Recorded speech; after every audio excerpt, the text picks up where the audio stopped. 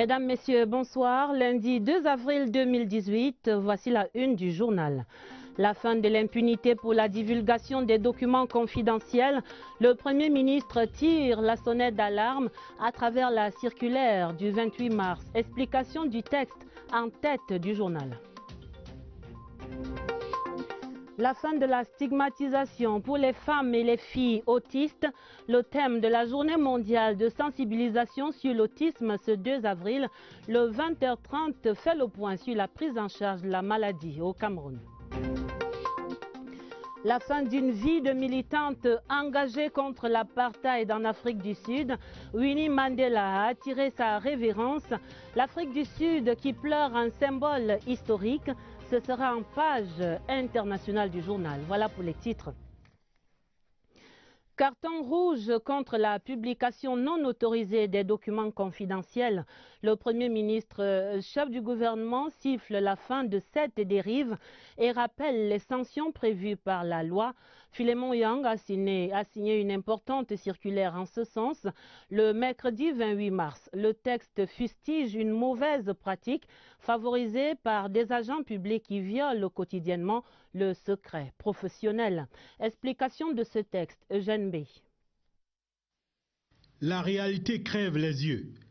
Depuis quelque temps, les informations frappées du sceau de la confidentialité pullulent dans les réseaux sociaux et autres moyens de communication de masse. Le phénomène a atteint la cote d'alerte au point d'attirer l'attention du Premier ministre. Philémon Yang, dans une circulaire rendue publique le 28 mars dernier, constate qu'au mépris des lois et règlements en vigueur, les documents et informations confidentielles des institutions de l'État sont divulgués auprès d'un public non autorisé. La dérive, à en croire la circulaire du Premier ministre, prend de l'ampleur à la faveur de la vulgarisation d'Internet, de ses dérivés et de l'apparition de nouveaux outils de communication électronique. La pratique est condamnée de façon générale dans l'opinion. Chaque pays, n'est-ce pas, a son image à conserver. Il faudrait que ces informations qui sont considérées comme top secrètes devraient concerner uniquement le pays. L'administration camerounaise est mise à mal par des informations top secrètes qui sont transmises dans les réseaux sociaux. C'est bien de publier, mais il y a certaines choses qu'on ne doit pas publier quand ça regarde déjà le gouvernement. La circulaire du Premier ministre énonce quelques mesures pour stopper la propagation du phénomène.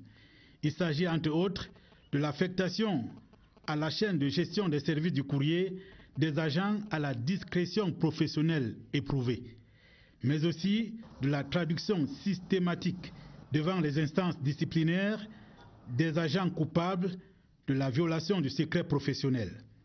Si le ver reste dans le fruit, alors le mal persiste. Nul doute que les instructions du Premier ministre seront impitoyables.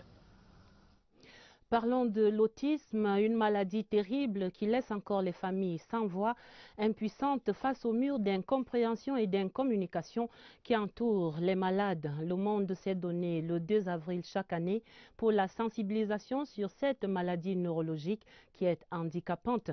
La 11e édition, marquée ce lundi, met l'accent sur l'autonomisation des femmes et des filles autistes. Martine Noël Ndengue a fait le point de la prise en charge de l'autisme au Cameroun. Regardez. Des enfants à part entière, enfermés dans un monde entièrement à part, voilà la caractéristique principale de l'autisme. L'autisme est un trouble neurologique qui affecte le développement de l'enfant. Et les difficultés qu'on retrouve chez ces enfants sont au niveau des relations sociales, sont au niveau de la communication et amènent l'enfant à avoir des intérêts restreints.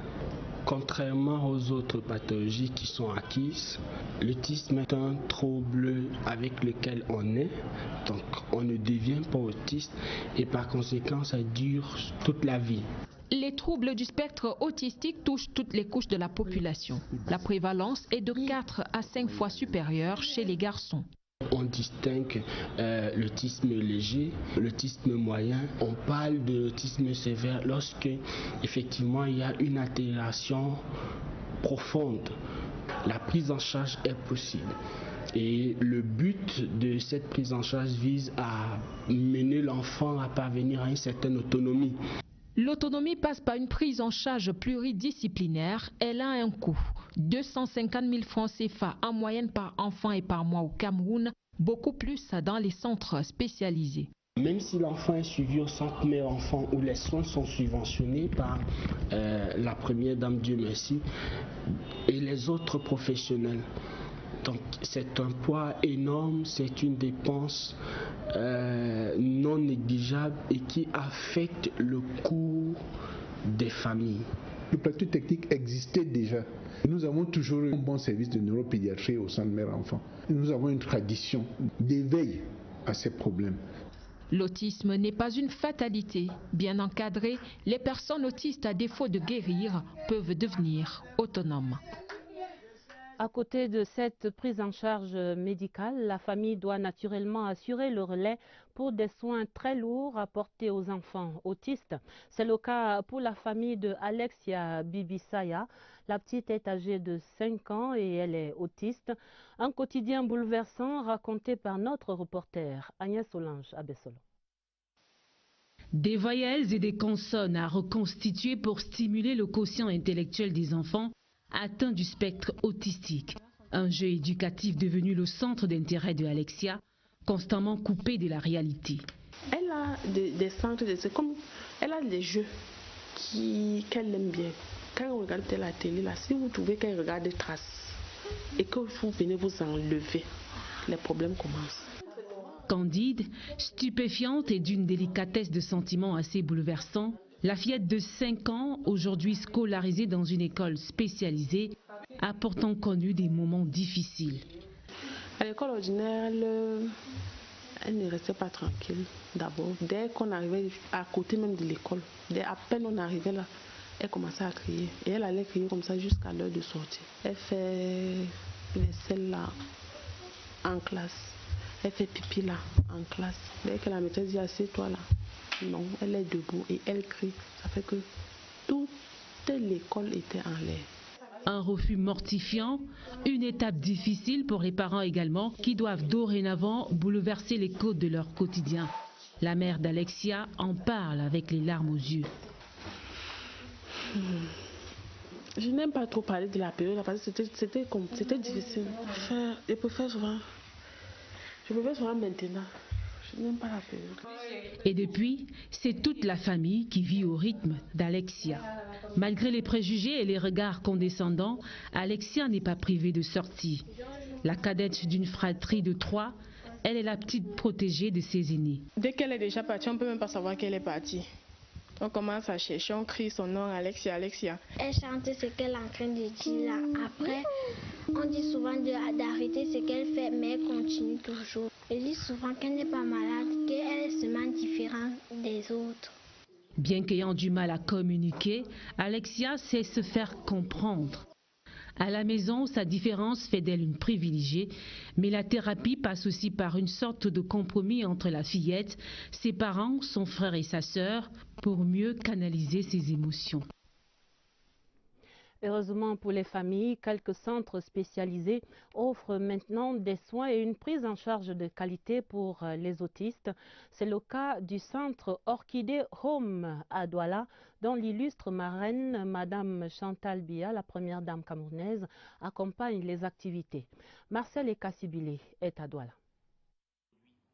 Il s'agit du trouble du développement humain, caractérisé par des difficultés de l'apprentissage social et de la communication.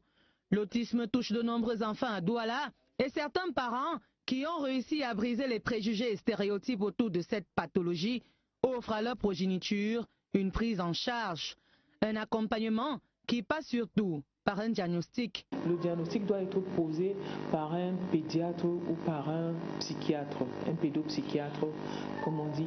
Alors, c'est lui qui va attester, après plusieurs types d'examens, que l'enfant est atteint d'autisme. Le degré d'atteinte d'autisme évalué, psychologue, orthophoniste, psychomotricien, mais surtout, l'accompagnement parental joue tour à tour leur rôle pour l'intégration scolaire et sociale de l'autiste. Et au plan pratique, l'apprentissage se résume en quelques ateliers, notamment ateliers médiathèque, cuisine, scolaire, mais surtout l'atelier toilette. On va voir par exemple ici comment se brosser les dents. toutes les étapes qui consistent au brossage et on va aider l'enfant petit à petit à acquérir chaque geste pour qu'il sache comment se brosser les dents. Et dans ce centre de prise en charge de l'autisme, Luc Olivier, 25 ans, démontre les fruits de son apprentissage. Bien que la prise en charge de l'autisme soit effective à Douala, elle reste encore butée au problème d'insuffisance d'un personnel hautement qualifié. Cette information en politique, en relation avec les sénatoriales 2018, une audience du Conseil constitutionnel sur le contentieux post-électoral se tient demain mardi 3 avril à 11 h. Ce sera à la salle d'audience du Conseil au Palais des Congrès de Yaoundé. Sur la table des 11 sages, il y a 2 requêtes pour annulation du scrutin. Une requête pour la région de l'Ouest introduite par l'UDC. L'autre requête vient du SDF pour la région du Sud-Ouest. C'est là un communiqué signé par le président de la haute juridiction, Clément Tangana. C'est à suivre dans cette audience demain. Changement de paradigme et voici la réhabilitation de la comptabilité matière en marche au Cameroun. Après une période d'annulation de ce poste de travail, il reprend ses droits dans la gestion publique et dans la logique du budget programme au Cameroun. Du coup, on forme maintenant de nouvelles ressources humaines dans ce champ. 350 comptables matières stagiaires achèvent ainsi leur année de formation à Yaoundé. Marie-Laurence Nké rappelle ici le rôle clé de la comptabilité matière. Avec la loi 2007 qui instaure le nouveau régime financier de l'État, le comptable matière connaît une mutation. Celle qui le fait passer de la phase comptable de la dépense à la phase administrative, tout en responsabilisant l'ordonnateur qui devient un acteur majeur dans la conduite des programmes. Celui-ci devrait être accompagné d'un comptable matière. Le comptable matière est chargé d'assister l'ordonnateur dans le cadre de la commission de réception, dans le cadre de la tenue au quotidien de la comptabilité matière, donc à travers toutes les opérations de la comptabilité matière, acquisition, maniement et aliénation des biens publics. Et à la clé, in fine, il s'agit, n'est-ce pas, de produire dans les délais réglementaires des différents comptes. Les comptables matières dites de nouvelle génération ont été formés en tenant compte du contexte actuel. Celui du budget programme, l'État voudrait avoir plus de lisibilité sur sa fortune, son patrimoine. Tous les discours gouvernementaux convergent vers l'amélioration de la qualité de la dépense et le comptable matière est un maillon essentiel. Ce changement de logique de la phase comptable vers la phase administrative donne l'occasion d'avoir une nouvelle génération de comptables matières sur le terrain. Ces derniers ne seront choisis que parmi ceux ayant reçu une bonne formation en comptabilité matière. Nous sommes lundi de Pâques, lendemain de fête pour les chrétiens. Dans les administrations publiques, à Yaoundé par exemple, le travail a repris normalement droit de cité ce lundi matin. Quelques retards certes après la célébration des baptêmes et autres événements de ce long week-end, mais ambiance studieuse ce matin dans les bureaux. Illustration au ministère des Mines où notre reporter Inès Magoum est allée prendre le pouls ce matin. Fini les avantages dus à la fête de Pâques. Dans les ministères visités ce lundi, comme le ministère des Mines, la plupart des employés répondent présents à leur poste. Mais la reprise a été plus difficile pour certains que pour d'autres. Après une soirée dansante, après avoir ingurgité des alcools, on a la gueule de bois le matin. Je m'en suis dépêché, puis il est même déjà 9 h, donc je suis en retard comme ça. Le travail est censé commencer à 7 h 30. La reprise de travail se passe plutôt bien, surtout que les enfants sont déjà en congé. Je suis arrivée très tôt ce matin. Dans le département informatique de ce même ministère, certains employés sont même arrivés plus tôt que l'heure réglementaire, à l'effet de s'attaquer aux perturbations causées par le long week-end. Il faut appeler les différents fournisseurs, entre autres Cantel, pour leur signaler les différents problèmes et essayer de les régler avant que tous les utilisateurs ne reviennent. Dans cette direction aussi, aucun maillon de la chaîne, ou presque, n'a visiblement manqué à l'appel. Normal. Ici, l'exemple est venu d'en haut. le long week-end n'a pas eu un impact. C'était en plus même d'ailleurs un week-end de recueillement avec le Seigneur. Et en ce moment, nous avons des réunions périodiques sur la préparation du Forum national de l'industrie. Tous étaient là le matin et d'ailleurs, comme vous le constatez, même au niveau du secrétariat, les usagers sont aussi là parce que dans l'industrie, tout est pressé. Une reprise décidément studieuse. Mais comme après chaque jour de fête, les uns et les autres n'ont pas manqué entre deux dossiers de partager quelques expériences relatives à la Pâque. La Pâque 2018 à l'église fraternelle luthérienne du Cameroun, paroisse de Mimboman, ici à Yaoundé, la vie de sacrifice du Seigneur Jésus-Christ était proposée comme modèle à tous les fidèles. La célébration racontée par José Gaëtan Tianga.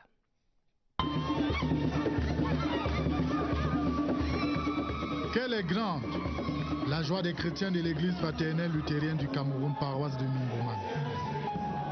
Ils sont venus célébrer la résurrection de Jésus-Christ, symbole d'expiation de leurs péchés. La Pâque, pour un chrétien, c'est d'abord la victoire sur le péché, la victoire sur la mort. La Pâque, pour un chrétien, c'est d'abord le fait que les chrétiens aient transformé. Parce que nous célébrons la Pâque pour le boire, mais la Pâque représente la victoire. La Pâque, la plus grande fête chrétienne, matérialise la victoire de la vie sur la mort. Les fidèles ont été invités à un changement de comportement. Ce que j'ai retenu, Jésus est vivant et nous croyons en lui. Et n'est-ce pas, en célébrant cette fête, nous commémorons, n'est-ce pas, cette résurrection jusqu'au jour où il vient nous prendre. Parce que nous aussi, nous avons, n'est-ce pas, la certitude qu'avec notre foi, avec la résurrection de Christ, après la mort, nous serons aussi ressuscités et nous allons vivre éternellement avec lui. Ça, c'est notre joie, n'est-ce pas, de célébrer cette fête. C'est notre joie d'être chrétien. Plus que jamais, les chrétiens sont appelés à être des artisans de paix. Une Pâque 2018 plutôt spéciale pour les pensionnaires de la prison centrale de Ngaoundéré. Pâque célébrée là-bas en compagnie de Monseigneur Emmanuel Abo. Il a apporté le message d'espoir et de foi en Christ aux 1500 détenus de ce pénitencier. Rachel Mezui de Siertivie à Damawa. Intense moment de joie ce dimanche en ce jour de fête pour ces pensionnaires de la prison centrale de Ngaoundéré. Le culte célébré au sein de ce milieu carcéral apparaît comme une résurrection du Christ. Le message délivré par Monseigneur l'évêque qui nous a rappelé à ne pas vivre constamment dans la colère et dans la rancune. Nous sommes débarrassés de cette colère qui nous habitait parce qu'on avait beaucoup de rancune. On s'est débarrassé. Nous naissons de nouveau en Jésus-Christ. La Pâque, symbole de la résurrection du Christ, a été le jour choisi par l'évêque du diocèse de Ngaoundéré pour communier avec les ouailles de ce milieu carcéral. Dans son homélie du jour, tirée de l'évangile de Jean en son chapitre 3, du verset 1 à 9, le Père célébrant a exhorté les détenus à plus de pardon. Nul n'est agneau, nul n'est innocent. Ils ont besoin de pardonner, mais aussi d'être pardonnés. Ce n'est que dans cette mesure qu'ils seront engagés, qu'ils vont se mettre sur la voie de la joie, sur la voie de la liberté intérieure, sur la voie de la libération intérieure. Des dons en nature et espèces leur ont été offerts.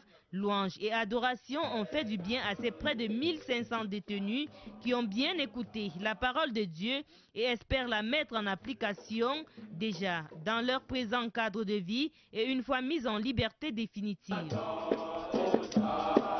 À Pinchumba, dans la région du Nord, la fête de Pâques était magnifiée par un don d'ordinateurs et de matériel didactique par le secrétaire d'État à la défense chargé des anciens combattants et des victimes de guerre, Kumpa Issa, qui destine le don aux élèves de la localité. Le compte rendu, Ousmane Assanda de Siertivie Nord. Le secrétaire d'État auprès du ministre de la Défense chargé des anciens combattants et victimes de guerre, en séjour parmi les siens, n'est pas venu les mains vides. Dans ses bagages, des ordinateurs complets et des livres aux enseignants aux établissements scolaires du département du Faro. Le but visé est d'arrimer les élèves de cette partie du pays au TIC et partant réduire la fracture numérique. nous sommes dans un monde moderne. Nous sommes dans le monde des nouvelles technologies, de l'information et de la communication. Et pour que les enfants s'y habituent, il faut qu'ils commencent tôt. Le CES d'Epichumba, créé en 2014, a également bénéficié de ce geste du membre du gouvernement, pour le grand bonheur de la hiérarchie. Cela nous permettra de lancer l'informatisation, tant au niveau des élèves qu'au niveau des enseignants. Nous sommes très contents et nous pouvons exprimer notre gratitude à l'endroit de M. le ministre pour ce geste salutaire. Le donateur promet ne pas s'arrêter en chemin. Apporter un cadeau de Pâques, prochainement, qui sait? Peut-être que ce sera un cadeau de Noël ou un cadeau de fête de la fin de Ramadan, on ne sait pas. Mais ce qui est sûr, je reviendrai, je tiens à ces enfants parce que c'est l'avenir de ce département. Du matériel didactique et des ordinateurs utilisés à bon escient vont contribuer à améliorer les performances aux examens officiels 2017-2018. Et demain mardi, le réseau des parlementaires Espérance Jeunesse se mobilise pour la promotion de l'entrepreneuriat et la valorisation des métiers agro-pastoraux. Ce sera le tour de la région de l'Est. Le réseau sera auprès des jeunes de Bertoua et d'Abomban dans cette région. Ce sera la 5e édition de cette caravane que conduit le président de l'Assemblée nationale, Kava Yegui Djibril. Et la caravane va rencontrer 3500 jeunes des 34 arrondissements de cette région de l'Est. Une jeune dame tient désormais les rênes du Conseil national de la jeunesse. Elle s'appelle Fadimatou Iyawa Ousmanou. Elle était élue hier dimanche à la tête de l'institution. La jeune femme qui prend le relais après les 2 mandats de Afessim Bafor à la tête de l'institution. Voici son portrait et sa feuille de route de cette première femme présidente du CNJ. C'est avec Étienne Pascal Azégué. Une mine joviale. Le pas assuré, celle qui vient d'être portée à la présidence du Conseil national de la jeunesse par voie de vote est une tête bien pleine. Fadimatou Iyawa Ousmanou est détentrice d'un DUT en génie informatique et d'un master en télécommunication des réseaux. Elle connaît bien les défis qui l'attendent au Conseil national de la jeunesse. Je suis très heureuse, très émue de pouvoir représenter la jeunesse camerounaise, de pouvoir être celle-là qui pourra rassembler la jeunesse camerounaise dans l'état actuel des choses ici au Cameroun et d'être la figure en fait qui va représenter le changement de la jeunesse, le civisme, le patriotisme de la jeunesse. À 25 ans, et le fait qu'elle soit la première femme à occuper la présidence du Conseil national de la jeunesse, depuis sa création en 2009, ne l'ébranle pas. Elle se propose d'apporter une touche féminine dans la structure qui a pour rôle de porter auprès des pouvoirs publics les aspirations et les préoccupations des jeunes. Nous avons pour ambition de pouvoir rassembler les jeunes, de former toute une équipe, être une jeunesse unie, une jeunesse patriote, une jeunesse civique, qui représente en fait les valeurs de son pays, qui représente l'amour de la patrie. Quand elle n'a pas la tête plongée dans l'économie numérique, la native du Mayo Danaï dans la Damawa aime bien goûter à un bon plat de hérou en watafoufou ou alors du lalo. La natation et le lawn tennis sont ses activités sportives favorites. La grande enquête du 20h30, je vous amène pour une excursion au cœur du cimetière d'Ongousso, ici à Yaoundé, un lieu naturellement dédié au repos des morts. Le cimetière est maintenant le site d'activités multiples menées par divers acteurs au vu et au su des autorités administratives de la ville. Le cimetière d'Ongousso, disputé entre vivants et morts, c'est l'enquête de Oswald Modon. Rarement voisinage n'a été autant intrigant. Des vivants et des morts qui se partagent au quotidien le même espace. Le scénario digne d'un film de série B est pourtant la réalité d'un quartier de Yaoundé, fin cimetière. On n'aurait pas pu trouver mieux pour faire plus lugubre. Ici, la proximité entre les vivants et les morts est telle qu'ils arrivent même à cohabiter. La position géographique est en elle-même un atout que des envieux ont au fait d'exploiter. Mais au fait, à qui déjà appartient ce site? La gestion et la protection des cimetières relève de la compétence de la communauté urbaine de Yaoundé. Bon, là c'est quand il s'agit des cimetières comme celui de Ngousso, mais il ne faut pas perdre de vue qu'il y a des cimetières religieux. Même à la chefferie du bloc, on reste dans le thème. Papa Jean, le chef de bloc, est l'un des témoins de l'implantation du cimetière ici. Ce cimetière, c'est pour les autochtones du pays. Donc il faudra André est venu, il les a déplacés de ce côté, il les a mis de l'autre côté. Vous comprenez? C'est moi le seul que je suis ici. Pourquoi? Parce qu'avant que fait ça, j'avais déjà acheté mon terrain et titré. En 2018, l'activité du cimetière est plus que jamais diversifiée. Il sert d'entrepôt vendeur ambulant de viande grillée et de pâturage à l'occasion. Plus encore, des investissements immobiliers y voient le jour. J'ai appris que le monsieur qui a construit là a un titre foncier. Celui qui lui a donné cet espace a un titre foncier. Il n'est pas possible qu'un particulier se retrouve avec un titre foncier sur le site du cimetière. Il revient donc à la communauté urbaine de faire tout pour que les gens ne viennent pas s'installer de façon anarchique, que les gens ne s'installent même pas dans un cimetière. La communauté urbaine, elle est là, elle regarde, ça veut dire qu'ils savent exactement ce qui se passe, sûrement qu'ils donnent raison à ceux qui sont en train de construire. Difficile d'avoir le son de cloche de la communauté urbaine sur le sujet. Toute interview est assujettie à une autorisation qui vient du haut. Mais le constat est bien clair. Chaque jour, le cimetière d'Ongousso perd du terrain face à des acteurs qui n'y voient en réalité qu'un terrain libre. Difficile d'ailleurs pour ses occupants de s'en plaindre vraiment.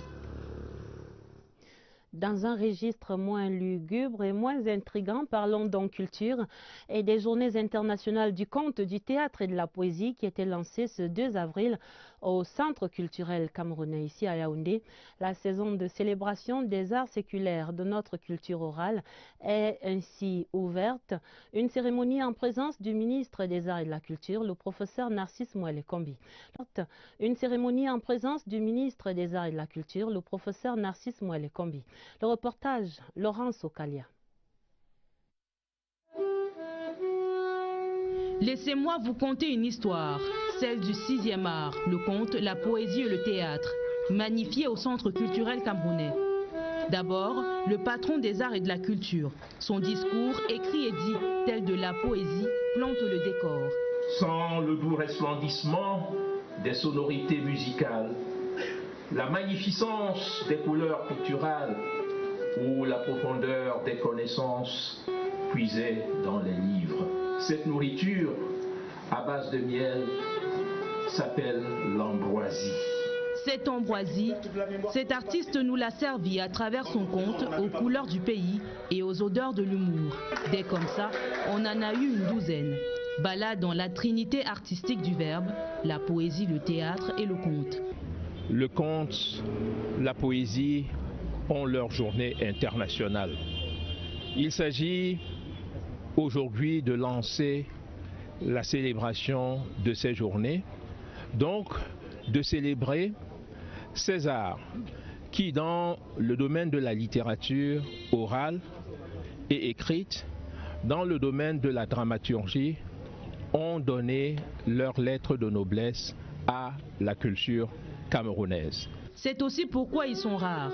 Difficile de jouer plusieurs rôles, car le conteur, par exemple, est un tout en un. Le conteur a plusieurs facettes. Il représente plusieurs personnages à la fois. Il est danseur et il est diseur de la parole. Au Centre culturel camerounais, c'est jusqu'au 10 avril que ces arts seront célébrés. Si vous pensez que de ma bouche, vous avez tout entendu de l'histoire des contes, du théâtre et de la poésie, détrompez-vous. Le reste est à découvrir sur place. Faudrait y aller. Le réseau More Women in Politics tenait son assemblée générale. C'était récemment ici à Yaoundé une concertation placée sous la houlette de la coordinatrice nationale du réseau, le professeur Justine Difo-Tchunkam. Principale résolution, une plus grande mobilisation pour accroître la représentativité des femmes au sein des institutions nationales. Le compte rendu, Paul-Alain Abena de CRTV Centre. Bousculer les barrières, ébranler les réticences et mettre les femmes en confiance, le processus a fait du chemin au Cameroun.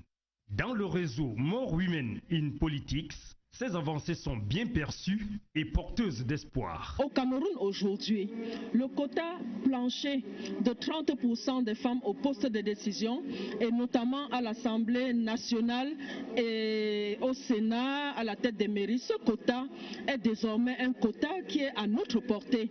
Parce que la tendance des résultats à l'élection sénatoriale, cette tendance est haussière et nous nous en félicitons. L'opération marketing se poursuit. Les femmes aspirent à investir les sphères de décision politique.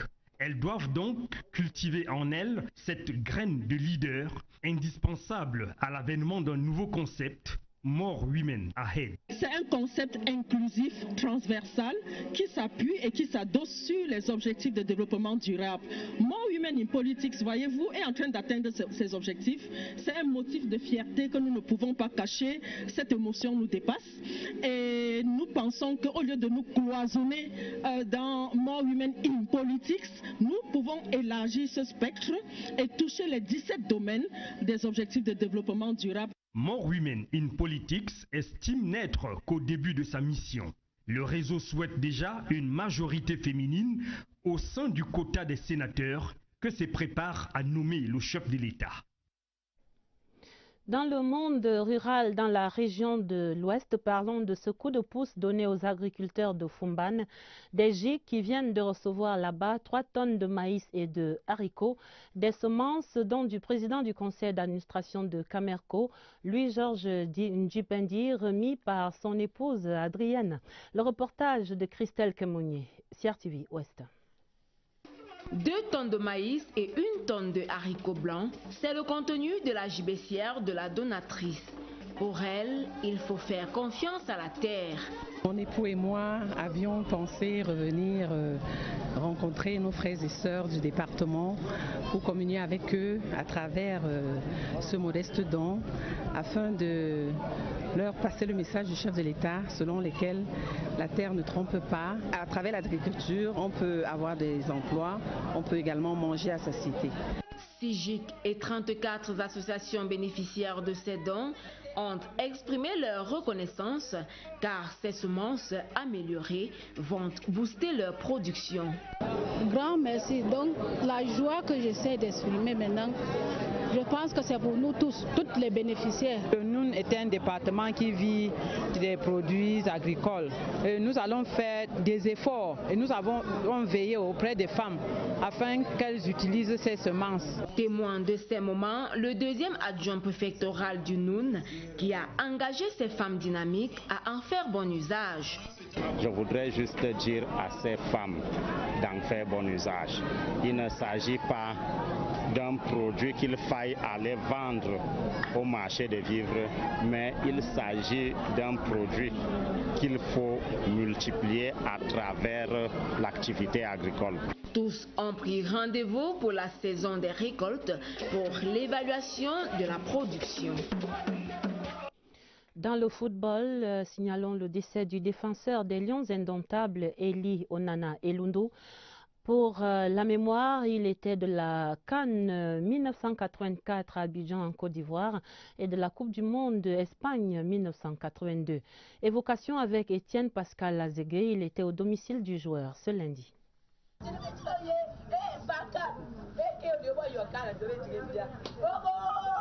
Les pleurs de cette dame démontrent à souhait la douleur qui habite désormais la famille d'Onana Elundu alias Panka.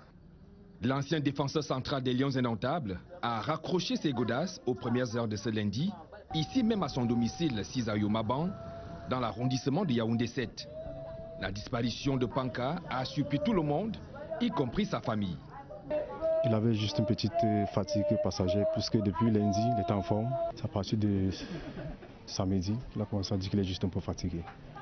Et il a réclamé à manger. On lui a donné à manger hier. Alors vers 23h, je suis venu le guetter. Il était toujours couché. Je suis rentré m'endormir aussi. Bon, le matin, avant d'aller au boulot, il fallait que je vienne d'abord voir son état. Je suis arrivé, je l'ai trouvé raide. Dans son domicile plutôt modeste, Quelques photos placardées sur le mur renseignent sur la riche et glorieuse carrière de footballeur du disparu. Ici, saluant le président de la République Paul Biya, après le premier trophée de la Coupe d'Afrique des Nations remporté à Abidjan par les Lions Indomptables en 1984.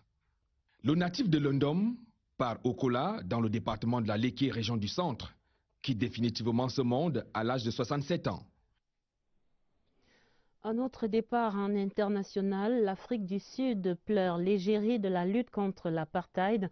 Winnie Mandela, qui s'est éteinte ce lundi des suites d'une longue maladie, celle qui a été la compagne de lutte de Nelson Mandela, a attiré la révérence à 81 ans.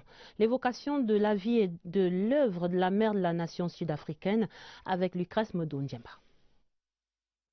Au bras du président sud-africain, Winnie Mandela, venu renouveler sa carte d'électrice, célèbre pour ainsi dire sa dernière victoire politique pour le compte de l'ANC, le parti de son cœur. En effet, elle avait soutenu la candidature de Cyril Ramaphosa en lice pour la tête de l'African National Congress, soutien de poids également pour la présidence du pays. Il faut dire que beaucoup de Sud-Africains continuent de se reconnaître en cette brave dame, née le 26 septembre 1936 et qui avait fait de la lutte contre l'apartheid une affaire personnelle. Titulaire d'un diplôme de travailleur social puis d'une licence en relations internationales, Winnie Mandela devient après son mariage avec Nelson Mandela en 1958 l'égérie de la lutte contre la ségrégation raciale en Afrique du Sud. Son mari emprisonné, Winnie Mandela est de tous les combats pour libérer la majorité noire sud-africaine du joug de la minorité blanche. Pendant 27 ans, rien ne lui est épargné. Plusieurs fois incarcéré, banni, Winnie Mandela voit sa famille harcelée au quotidien. Le régime de l'apartheid ne lui autorise que 2 visites conjugales par an. Mais Winnie Mandela, femme de tête, ne transige pas sur la libération de son mari et sur le droit des Noirs à prétendre à l'égalité raciale. À la minorité blanche, elle ne pardonne rien non plus. On lui reconnaîtra le slogan de « un Boer, une balle ». Du fait de cette intransigeance vis-à-vis des Blancs et de certains Noirs qu'elle considère comme des traîtres, la justice verra sa main derrière l'enlèvement de 4 jeunes et l'assassinat d'un activiste de 14 ans, Stompie Moketi, en 1989. Après sa libération, alors que Nelson Mandela se montre conciliant vis-à-vis de la minorité blanche, pendant la période de transition vers la démocratie multiraciale, Winnie Mandela reste droit dans ses bottes. Son intransigeance et ses démêlés avec la justice sont quelques-unes des raisons de son divorce avec Madiba en 1996 après 4 ans de séparation. Mère de la nation, Winnie Mandela ne sera jamais la première dame d'Afrique du Sud. Rôle dévolu à sa fille, puis à Graça Machel, épousée par Nelson Mandela en 3e noces. Après son divorce, elle préside la Ligue des femmes de l'ANC. Elle aura également été un éphémère vice-ministre de la Culture. Sa vie va inspirer 4 écrivains. On retiendra notamment le livre de Michel Lafon intitulé « Winnie Mandela, un cœur indompté ». Le 7e art n'est pas en reste. Malade, elle s'en va à 81 ans, fidèle à ses convictions. La fin d'une époque et de ses figures de proue. En page des sports, parlons du lancement ce lundi à Ngaoundéré dans l'Adamawa des Jeux nationaux de la FENASCO Ligue A. Le coup d'envoi de cette 20e édition était donné par Madame le ministre des Enseignements secondaires, Pauline Nalova Lyonga. Une cérémonie au stade municipal de Ngaoundéré où on a célébré le sport comme vecteur du vivre ensemble. Et pendant près d'une semaine, on verra environ 2000 athlètes des lycées et collèges rivaliser d'adresse dans diverses disciplines sportives. Omar Kadili de CRTV Adamawa raconte ce coup d'envoi. Tels des clichés photographiques à classer par fichier, la cérémonie servant de là au final national du sport scolaire Ligue A a donné à voir dans un déroulement réglé comme sur du papier à musique. À propos justement de musique, une ère soudano-sahélienne a enlevé des rideaux pour faire honneur à la région haute de ces Jeux, l'Adamawa. La séquence olympique proprement dite, elle a inclus l'entrée, la présentation et la levée du drapeau des Jeux, son hymne ou encore l'entrée de la flamme olympique et l'allumage de la vasque. À mettre dans ce tableau la série de prestations de serment par un encadreur, un officiel et un athlète. Je promets de faire respecter et de défendre pleinement l'esprit de sportivité et le fair play. Moment très attendu, le passage des différentes délégations issues des 10 régions du pays, suivi d'une grande parade culturelle. En procédant au lancement officiel de la compétition, la patronne des enseignements secondaires, qui s'est voulue en phase avec le thème directeur de cet autre rendez-vous sportif, en appelle au fair play de tous les protagonistes. Je vous souhaite de passer d'agréables moments sans violence. L'amitié qui se pose autour du sport est la véritable médaille d'or. Sur la dizaine de disciplines en jeu, le football était la vedette pour le match d'ouverture, ayant opposé les footballeuses de la région du Sud qui se sont inclinées devant celles de la Damawa par le score de 2-1. Compétition à suivre donc à Ngaoundéré. La fin du 20h30, préparée avec la collaboration de Lucie Colette Avoulou. Retrouvée juste après le journal Présidence Actu, Yves-Marc Modzo va revenir sur la visite d'État que vient d'effectuer en Chine le couple présidentiel Paul et Chantal Biya. Très belle soirée sur la CRTV et à demain 20h30. Avant cela, vous aurez d'autres informations. Ce sera le minuit en compagnie de Nicole Doudou et de Baldwin Sama. Excellente soirée. À demain.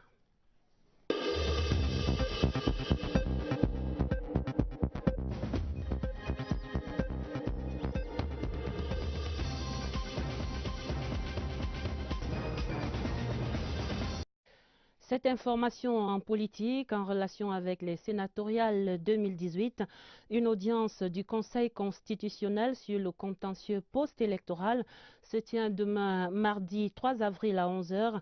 Ce sera à la salle d'audience du Conseil au Palais des Congrès de Yaoundé. Sur la table des 11 sages, il y a 2 requêtes pour annulation du scrutin. Une requête pour la région de l'Ouest introduite par l'UDC.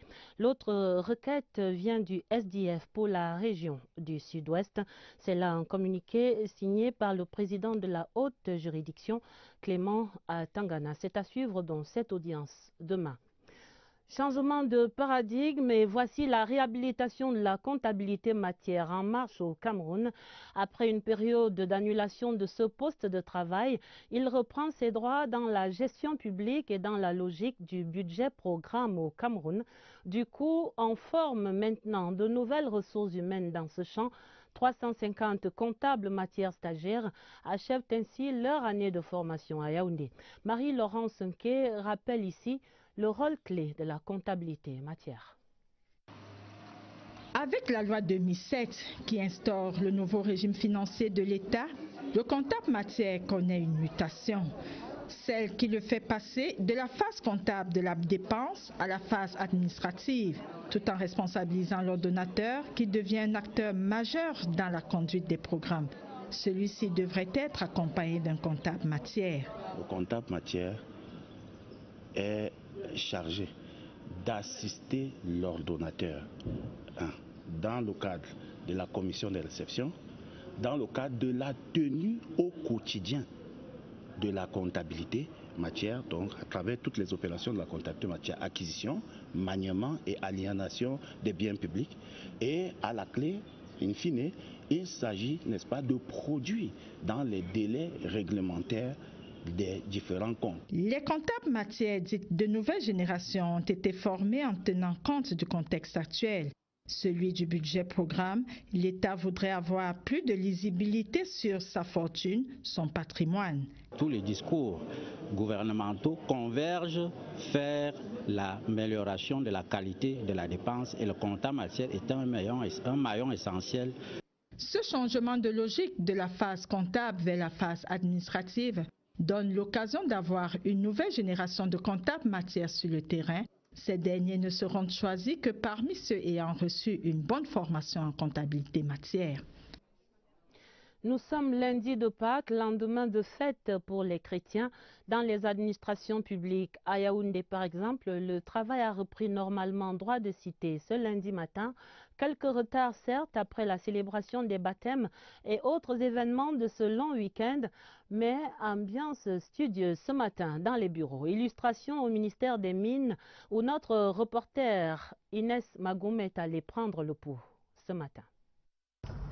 Fini les avantages dus à la fête de Pâques. Dans les ministères visités ce lundi, comme le ministère des Mines, la plupart des employés répondent présents à leur poste. Mais la reprise a été plus difficile pour certains que pour d'autres. Après une soirée dansante, après avoir ingurgité des alcools, on a la gueule de bois le matin. Je m'en suis dépêché, puis il est même déjà 9h, donc je suis en retard comme ça. Le travail est censé commencer à 7h30. La reprise de travail se passe plutôt bien, surtout que les enfants sont déjà en congé. Je suis arrivée très tôt ce matin. Dans le département informatique de ce même ministère, certains employés sont même arrivés plus tôt que l'heure réglementaire à l'effet de s'attaquer aux perturbations causées par le long week-end. Il faut appeler les différents fournisseurs, entre autres Cantel, pour leur signaler les différents problèmes et essayer de les régler avant que tous les utilisateurs ne reviennent. Dans cette direction aussi, aucun maillon de la chaîne, ou presque, n'a visiblement manqué à l'appel. Normal. Ici, l'exemple est venu d'en haut. Le long week-end n'a pas eu un impact. C'était en plus même d'ailleurs un week-end de recueillement avec le Seigneur. Et en ce moment, nous avons des réunions périodiques sur la préparation du Forum national de l'industrie.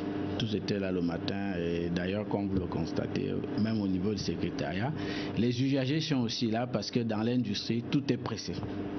Une reprise décidément studieuse. Mais comme après chaque jour de fête, les uns et les autres n'ont pas manqué entre deux dossiers de partager quelques expériences relatives à la Pâque. La Pâque 2018 à l'église fraternelle luthérienne du Cameroun, paroisse de Mimboman, ici à Yaoundé, la vie de sacrifice du Seigneur Jésus-Christ était proposée comme modèle à tous les fidèles. La célébration racontée par José Gaëtan Tianga.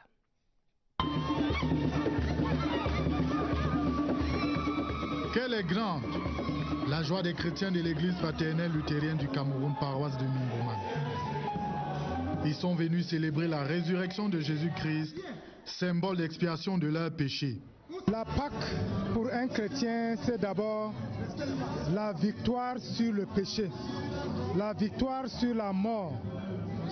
La Pâque pour un chrétien, c'est d'abord le fait que les chrétiens aient transformé.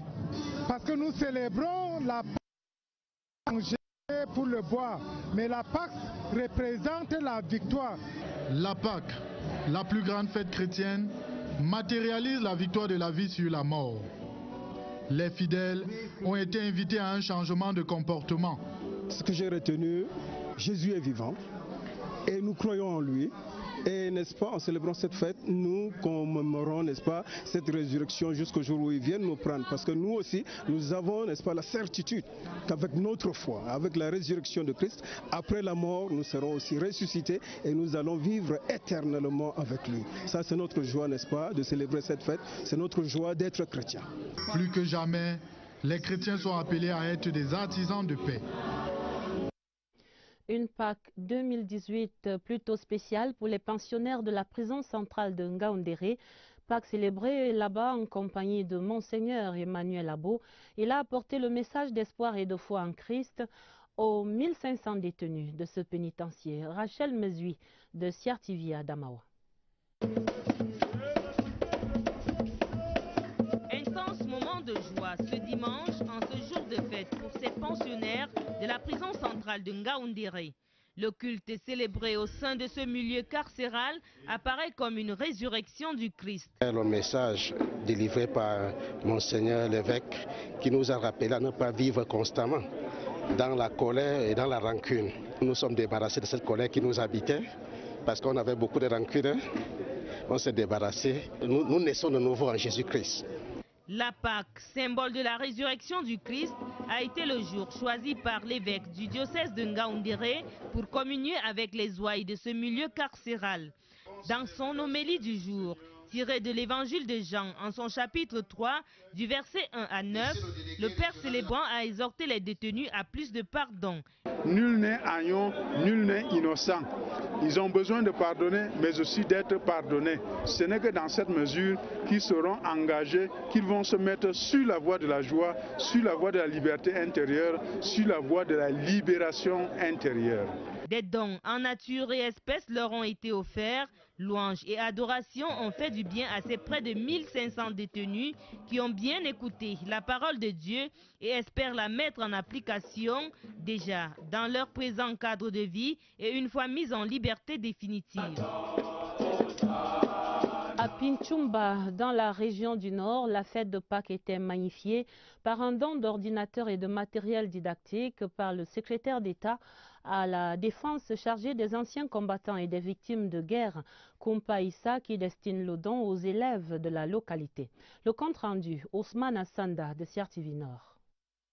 Le secrétaire d'État auprès du ministre de la Défense chargé des anciens combattants et victimes de guerre, en séjour parmi les siens, n'est pas venu les mains vides. Dans ses bagages, des ordinateurs complets et des livres aux enseignants aux établissements scolaires du département du Faro. Le but visé est d'arrimer les élèves de cette partie du pays au TIC et partant réduire la fracture numérique. Nous sommes dans un monde moderne, nous sommes dans le monde des nouvelles technologies, de l'information et de la communication. Et pour que les enfants s'y habituent, il faut qu'ils commencent tôt. Le CES de Pichumba, créé en 2014, a également bénéficié de ce geste du membre du gouvernement, pour le grand bonheur de la hiérarchie. Cela nous permettra de lancer l'informatisation, tant au niveau des élèves qu'au niveau des enseignants. Nous sommes très contents et nous pouvons exprimer notre gratitude à l'endroit de M. le ministre pour ce geste salutaire. Le donateur promet ne pas s'arrêter en chemin. Apporter un cadeau de Pâques, prochainement, qui sait? Peut-être que ce sera un cadeau de Noël ou un cadeau de fête de la fin de Ramadan, on ne sait pas. Mais ce qui est sûr, je reviendrai, je tiens à ces enfants parce que c'est l'avenir de ce département. Du matériel didactique et des ordinateurs utilisés à bon escient vont contribuer à améliorer les performances aux examens officiels 2017-2018. Et demain mardi, le réseau des parlementaires Espérance Jeunesse se mobilise pour la promotion de l'entrepreneuriat et la valorisation des métiers agro-pastoraux. Ce sera le tour de la région de l'Est. Le réseau sera auprès des jeunes de Bertoua et d'Abomban dans cette région. Ce sera la 5e édition de cette caravane que conduit le président. CFA en moyenne par enfant et par mois au Cameroun, beaucoup plus dans les centres spécialisés. Même si l'enfant est suivi au centre Mère Enfant où les soins sont subventionnés par la première dame, Dieu merci, et les autres professionnels. Donc c'est un poids énorme, c'est une dépense non négligeable et qui affecte le coût des familles. Le plateau technique existait déjà. Nous avons toujours un bon service de neuropédiatrie au centre Mère Enfant. Nous avons une tradition d'éveil à ces problèmes. L'autisme n'est pas une fatalité. Bien encadrées, les personnes autistes, à défaut de guérir, peuvent devenir autonomes. À côté de cette prise en charge médicale, la famille doit naturellement assurer le relais pour des soins très lourds apportés aux enfants autistes. C'est le cas pour la famille de Alexia Bibisaya. La petite est âgée de 5 ans et elle est autiste. Un quotidien bouleversant raconté par notre reporter Agnès Solange à Bessolo. Des voyelles et des consonnes à reconstituer pour stimuler le quotient intellectuel des enfants atteints du spectre autistique. Un jeu éducatif devenu le centre d'intérêt de Alexia, constamment coupé de la réalité. Elle a des centres de comme elle a des jeux qu'elle aime bien. Quand on regarde la télé, là, si vous trouvez qu'elle regarde des traces et que vous venez vous enlever, les problèmes commencent. Candide, stupéfiante et d'une délicatesse de sentiments assez bouleversant, la fillette de 5 ans, aujourd'hui scolarisée dans une école spécialisée, a pourtant connu des moments difficiles. À l'école ordinaire, elle ne restait pas tranquille d'abord. Dès qu'on arrivait à côté même de l'école, à peine on arrivait là, elle commençait à crier. Et elle allait crier comme ça jusqu'à l'heure de sortie. Elle fait les selles là en classe. Elle fait pipi là en classe. Dès que la maîtresse dit assieds-toi là, non, elle est debout et elle crie. Ça fait que toute l'école était en l'air. Un refus mortifiant, une étape difficile pour les parents également qui doivent dorénavant bouleverser les codes de leur quotidien. La mère d'Alexia en parle avec les larmes aux yeux. Je n'aime pas trop parler de la période parce que c'était difficile. Je préfère souvent maintenant. Je n'aime pas la période. Et depuis, c'est toute la famille qui vit au rythme d'Alexia. Malgré les préjugés et les regards condescendants, Alexia n'est pas privée de sortie. La cadette d'une fratrie de 3, elle est la petite protégée de ses aînés. Dès qu'elle est déjà partie, on ne peut même pas savoir qu'elle est partie. On commence à chercher, on crie son nom, Alexia, Alexia. Elle chante ce qu'elle est en train de dire là. Après, on dit souvent d'arrêter ce qu'elle fait, mais elle continue toujours. Elle dit souvent qu'elle n'est pas malade, qu'elle est seulement différente des autres. Bien qu'ayant du mal à communiquer, Alexia sait se faire comprendre. À la maison, sa différence fait d'elle une privilégiée, mais la thérapie passe aussi par une sorte de compromis entre la fillette, ses parents, son frère et sa sœur, pour mieux canaliser ses émotions. Heureusement pour les familles, quelques centres spécialisés offrent maintenant des soins et une prise en charge de qualité pour les autistes. C'est le cas du centre Orchidée Home à Douala, dont l'illustre marraine, Madame Chantal Biya, la première dame camerounaise, accompagne les activités. Marcel Ekassibile est à Douala. Il s'agit du trouble du développement humain, caractérisé par des difficultés de l'apprentissage social et de la communication.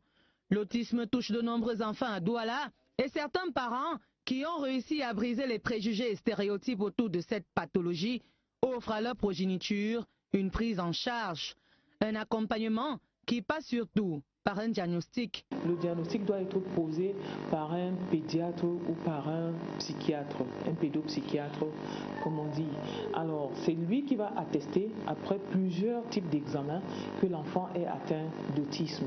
Le degré d'atteinte d'autisme évalué, psychologue, orthophoniste, psychomotricien, mais surtout, l'accompagnement parental joue tour à tour leur rôle pour l'intégration scolaire et sociale de l'autiste. Et au plan pratique, l'apprentissage se résume en quelques ateliers, notamment ateliers médiathèque, cuisine, scolaire, mais surtout l'atelier toilette. On va avoir par exemple ici comment se brosser les dents, toutes les étapes qui consistent au brossage et on va aider l'enfant petit à petit à acquérir chaque geste pour qu'il sache comment se brosser les dents. Et dans ce centre de prise en charge de l'autisme, Luc Olivier, 25 ans, démontre les fruits de son apprentissage. Bien que la prise en charge de l'autisme soit effective à Douala, elle reste encore butée au problème d'insuffisance d'un personnel hautement qualifié.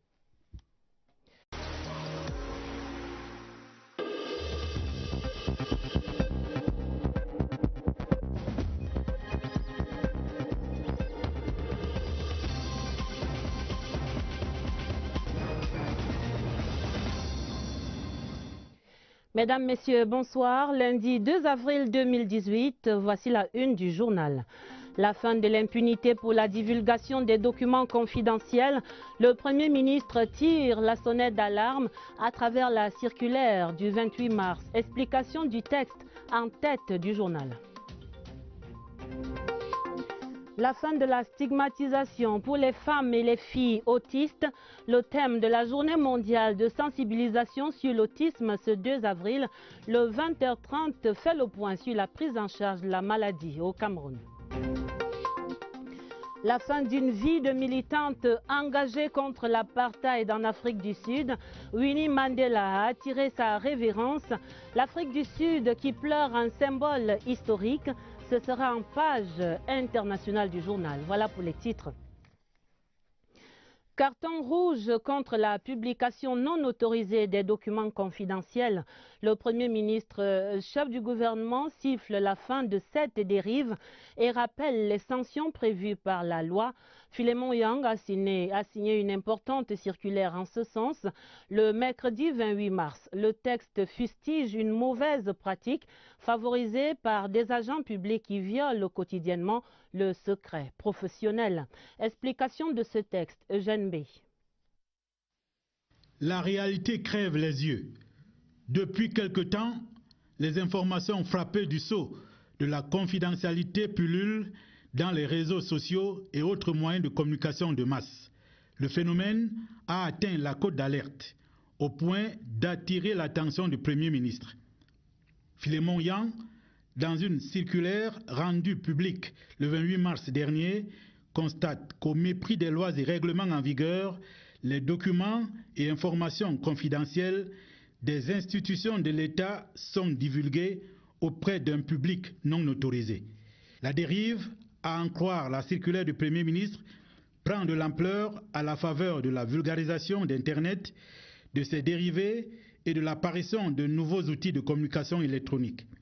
La pratique est condamnée de façon générale dans l'opinion. Chaque pays, n'est-ce pas, a son image à conserver. Il faudrait que ces informations qui sont considérées comme top secrètes devraient concerner uniquement le pays. L'administration camerounaise est mise à mal par des informations top secrètes qui sont transmises dans les réseaux sociaux. C'est bien de publier, mais il y a certaines choses qu'on ne doit pas publier quand ça regarde déjà le gouvernement. La circulaire du Premier ministre énonce quelques mesures pour stopper la propagation du phénomène. Il s'agit entre autres de l'affectation à la chaîne de gestion des services du courrier des agents à la discrétion professionnelle éprouvée, mais aussi de la traduction systématique devant les instances disciplinaires des agents coupables de la violation du secret professionnel. Si le ver reste dans le fruit, alors le mal persiste. Nul doute que les instructions du Premier ministre seront impitoyables.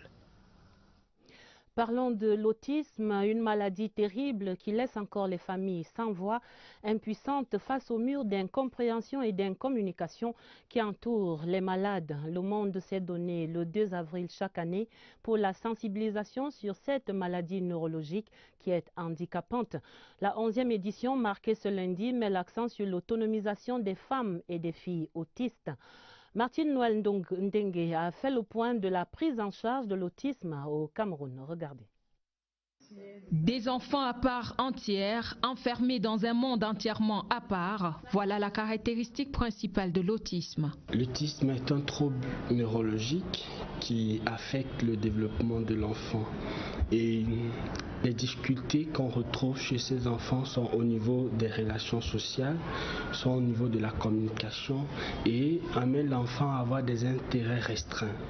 Contrairement aux autres pathologies qui sont acquises, l'autisme est un trouble avec lequel on naît, donc on ne devient pas autiste et par conséquent ça dure toute la vie. Les troubles du spectre autistique touchent toutes les couches de la population. La prévalence est de 4 à 5 fois supérieure chez les garçons. On distingue l'autisme léger, l'autisme moyen. On parle de l'autisme sévère lorsque effectivement il y a une altération profonde. La prise en charge est possible. Et le but de cette prise en charge vise à mener l'enfant à parvenir à une certaine autonomie. L'autonomie passe par une prise en charge pluridisciplinaire. Elle a un coût, 250 000 francs. De l'Assemblée nationale, Kavaï Yegui Djibril, et la caravane va rencontrer 3500 jeunes des 34 arrondissements de cette région de l'Est. Une jeune dame tient désormais les rênes du Conseil national de la jeunesse. Elle s'appelle Fadimatou Iyawa Ousmanou. Elle était élue hier dimanche à la tête de l'institution. La jeune femme qui prend le relais après les 2 mandats de Afessim Bafor à la tête de l'institution. Voici son portrait et sa feuille de route de cette première femme présidente du CNJ. C'est avec Étienne Pascal Azégué. Une mine joviale. Le pas assuré, celle qui vient d'être portée à la présidence du Conseil national de la jeunesse par voie de vote est une tête bien pleine. Fadimatou Iyawa Ousmanou est détentrice d'un DUT en génie informatique et d'un master en télécommunication des réseaux. Elle connaît bien les défis qui l'attendent au Conseil national de la jeunesse. Je suis très heureuse, très émue de pouvoir représenter la jeunesse camerounaise, de pouvoir être celle-là qui pourra rassembler la jeunesse camerounaise dans l'état actuel des choses ici au Cameroun et d'être la figure en fait qui va représenter le changement de la jeunesse, le civisme, le patriotisme de la jeunesse. À 25 ans, et le fait qu'elle soit la première femme à occuper la présidence du Conseil national de la jeunesse depuis sa création en 2009, ne l'ébranle pas. Elle se propose d'apporter une touche féminine dans la structure qui a pour rôle de porter auprès des pouvoirs publics les aspirations et les préoccupations des jeunes. Nous avons pour ambition de pouvoir rassembler les jeunes, de former toute une équipe, être une jeunesse unie, une jeunesse patriote, une jeunesse civique qui représente en fait les valeurs de son pays, qui représente l'amour de la patrie. Quand elle n'a pas la tête plongée dans l'économie numérique, la native du Mayo Danaï dans la Damawa aime bien goûter à un bon plat de Eru en Watafufu ou alors du lalo. La natation et le lawn tennis sont ses activités sportives favorites. La grande enquête du 20h30, je vous amène pour une excursion au cœur du cimetière d'Ongousso, ici à Yaoundé, un lieu naturellement dédié au repos des morts. Le cimetière est maintenant le site d'activités multiples menées par divers acteurs au vu et au su des autorités administratives de la ville. Le cimetière d'Ongousso, disputé entre vivants et morts, c'est l'enquête de Oswald Modon. Rarement voisinage n'a été autant intrigant. Des vivants et des morts qui se partagent au quotidien le même espace.